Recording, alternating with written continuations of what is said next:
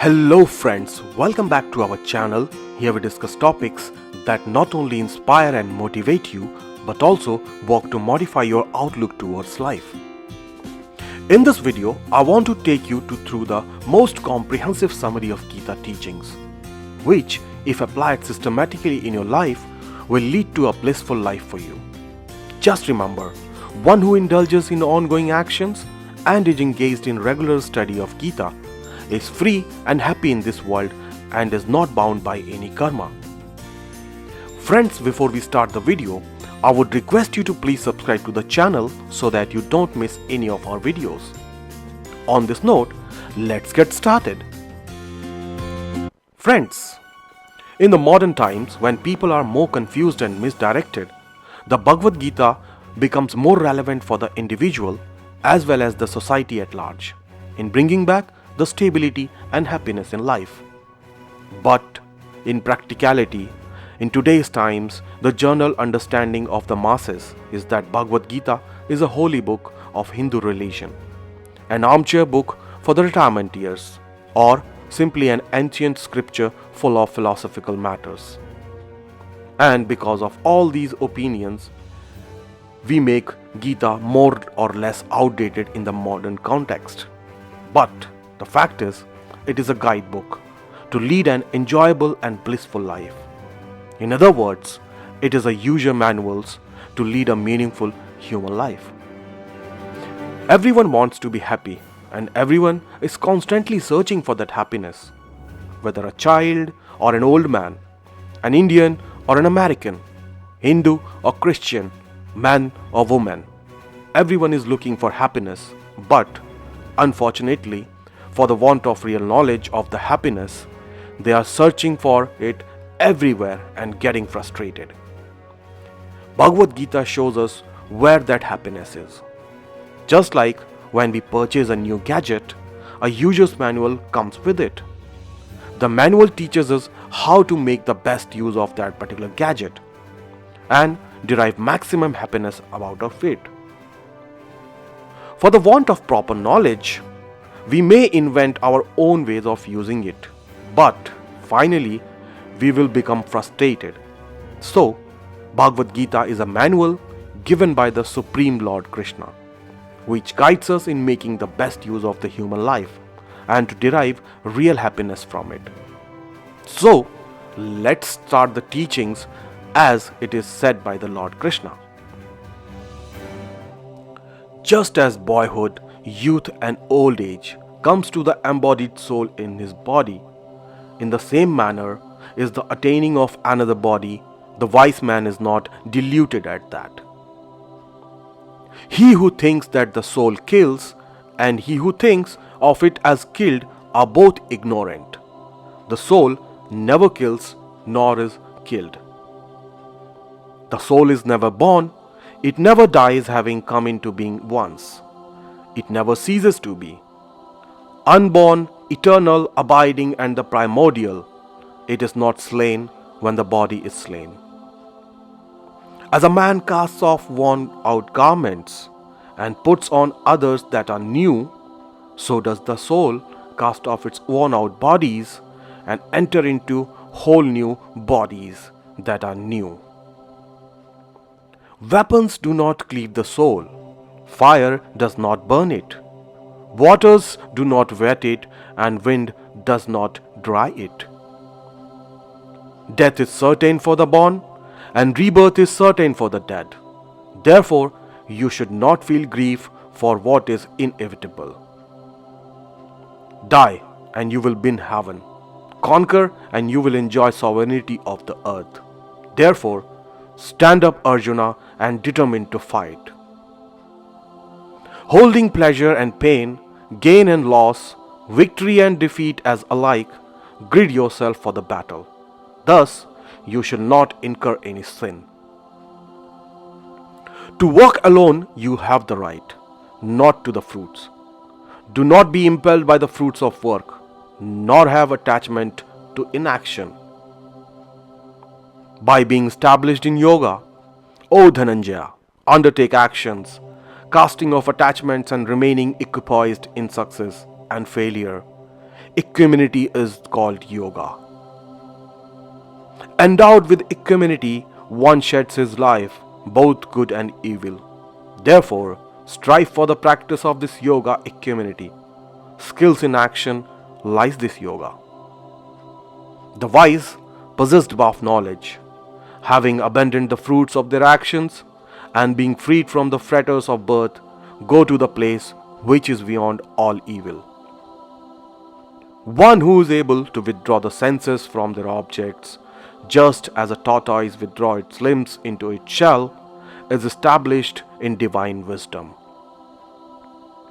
From anger, there comes delusion. From delusion, the loss of memory. From the loss of memory, the destruction of discrimination. And with the destruction of discrimination, he is lost. For the unsteady, there is no wisdom, and there is no meditation for the unsteady man. For an unmeditated man, there is no peace.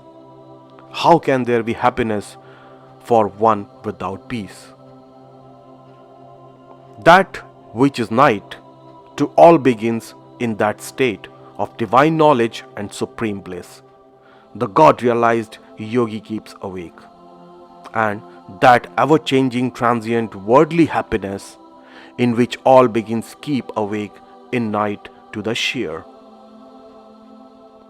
Just as the ocean remains undisturbed by the incessant flow of waters from rivers merging into it, likewise the sage who is unmoved despite of the flow of desirable objects all around him attains peace, and not the person who strives to satisfy desires.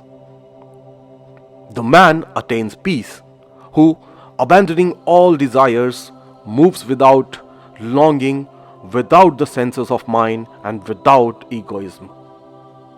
No man can attain freedom from activity by refraining from actions, nor can he reach perfection by merely refusing to act. One who, after withdrawing the organs of action, sits mentally recollecting the objects of the senses, that one of deluded mind is called a hypocrite.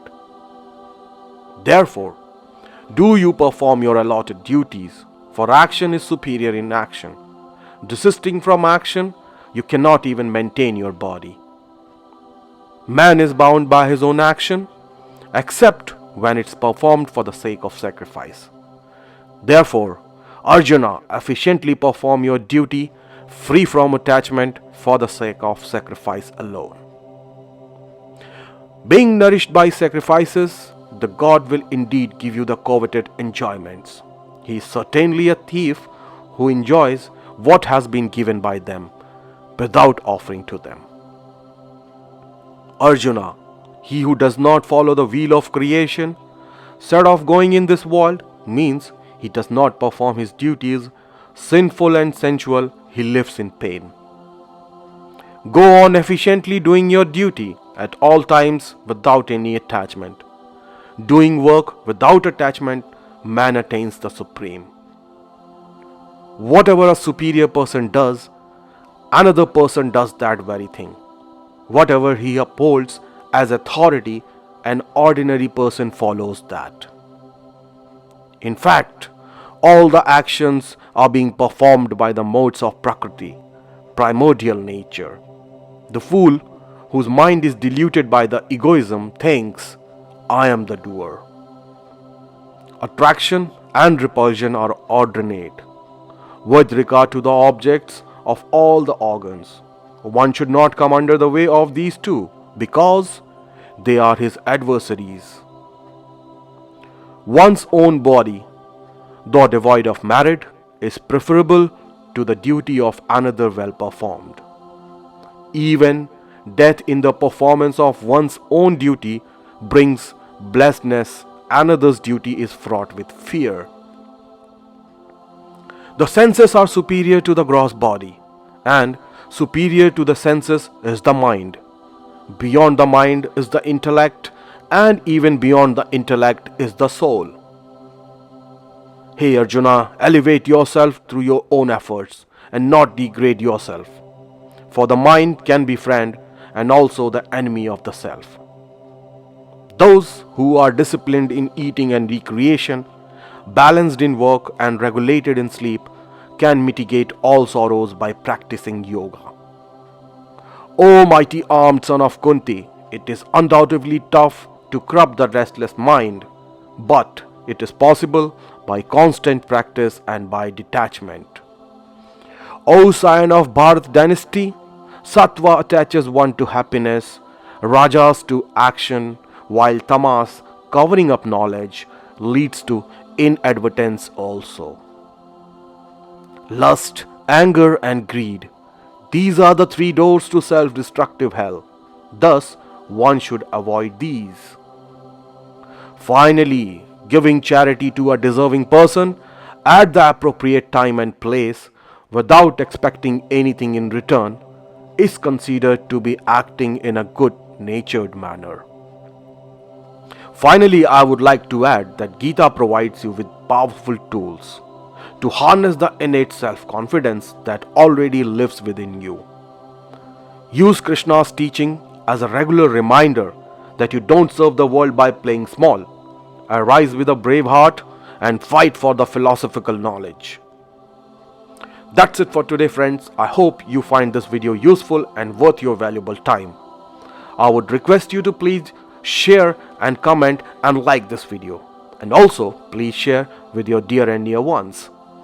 Don't forget to subscribe to the channel. See you in our next video. Till then, stay blessed and stay confident. Jai Shri Krishna.